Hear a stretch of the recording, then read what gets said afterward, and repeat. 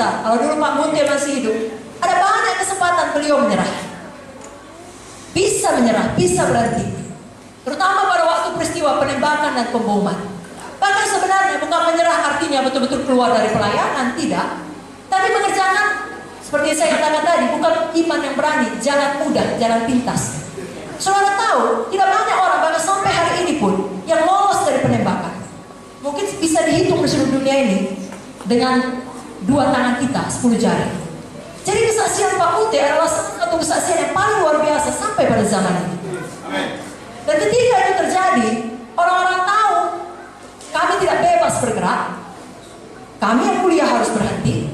Dan banyak teman-teman Pak Munte di seluruh dunia, di benua Amerika, di Australia, juga di dekat-dekat Asia, di Singapura, di Kuala Lumpur, mereka beramai-ramai berkata pada Pak Munte, bahkan memberikan ayat firman. Pada waktu Yesus mau dibunuh pun, kan dibawa lari sama orang tuanya.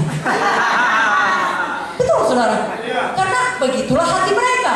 Mereka sayang kepada beliau dan berkata, ayo ke Amerika, ceritakan kesaksianmu, bangun pelayanan yang baru. Ayo ke Australia, kami berikan beasiswa kepada anak-anakmu, biarkan mereka sekolah di luar negeri.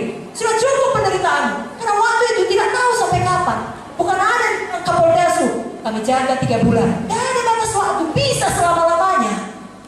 Sudah mengerti?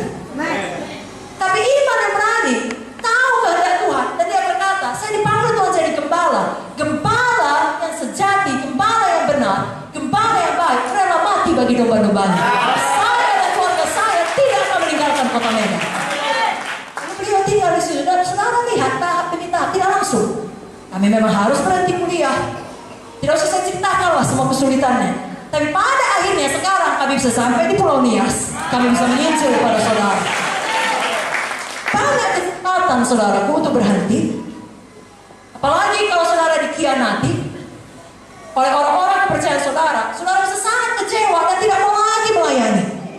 Banyak kesempatan untuk menyerah dan berhenti. Tetapi tidak diambil kesempatan itu. Kenapa? Ketekunan iman. Ibrani 10 ayat 38 sampai 39 mengatakan, tetapi orangku yang benar akan hidup oleh iman. Apabila ia mengundurkan diri, maka aku tidak berkenan kepadanya. Jadi mengundurkan diri jangan pernah jadi pilihan. Itu sebabnya tidak usah sibuk minta doa. Doakanlah supaya saya setia. Saudara pilih untuk setia. Hadis berkara. Roh Kudus tolong saudara. Tidak perlu itu didoakan. Itu pilihan kita. Karena kita tahu kebenaran. Tuhan tidak berkenan kalau kita mengundurkan diri.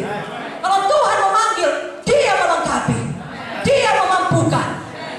Satu-satunya alasan kita gagal karena kita yang memilih untuk menyerah. Jangan pilih itu saudara. Ibrani 10 ayat 39 mengatakan, kita bukanlah orang-orang yang mengundurkan diri dan binasa, tetapi orang-orang yang percaya dan yang beroleh hidup. Hari ini punya keberanian iman, punya ketekunan iman. Kalaupun datang persoalan pada saudara sekarang atau kelak nanti di masa yang akan datang, sangat hebat sampai saudara merasa seperti Sadrak Mesakh Abednego. Saudara tahu Sadrak Mesakh Abednego waktu dimasukkan ke dalam dapur api, sengaja disuruh panaskan 7 kali lipat. Sampai orang yang melemparkannya mati kan? Iya. Kadang-kala kalau Tuhan punya panggilan besar pada saudara, dapur apinya lebih panas 7 kali lipat.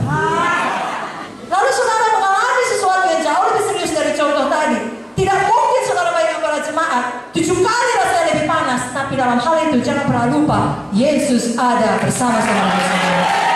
Mari tetap setia, mari tetap tekun. Bahkan bisa jadi dalam perjalanan pelayanan saudara, bahkan perjalanan hidup saudara, saudara menghadapi peperangan rohani. Tahu gak saudara, kita perang rohani tiap hari?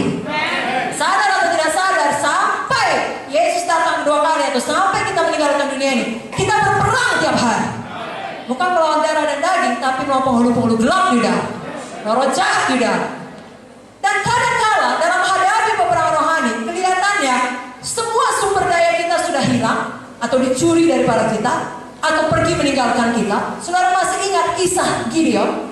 Tadinya menghadapi musuh yang begitu banyak, dia punya 32.000 tentara. Sebenarnya dengan 32.000 tentara pun tidak cukup untuk melawan musuhnya. Tetapi apa kata Tuhan? Kurangi. Bahkan Tuhan puas dengan 10.000, kurangi. Siapa yang penakut-penakut, siapa yang tidak tahu nyangkal diri, kurangi. Tahu nggak saudara? 300. Tapi 300 yang betul-betul seperti firman Tuhan tadi, dewasa rohani, dalam kasih, dalam kebenaran, punya keberanian iman, ketekunan iman. Maka dengan 300 sekalipun bisa menyelesaikan pekerjaan Tuhan. Bisa menghadap ranah. Saudara, saya tidak tahu apakah sidang saudara bagi hamba-hamba Tuhan di sini sedang mengalami ada yang keluar. Katakanlah worship leader saudara keluar, pemusik saudara keluar, PPK saudara keluar. Kalaupun suatu hari itu terjadi, yang notabene tentunya kita harapkan tidak. Tapi kalaupun hal-hal seperti itu terjadi, jangan memelankan laju panggilan saudara. Terus melaju. Dengan apa yang tersisa pada saudara, tidak usah panik, tidak usah mengeluhkan yang pergi, tidak usah menangis yang hilang, menyesalkan yang meninggalkan saudara di saat yang paling dibutuhkan. Saudara punya Yesus itu lebih dari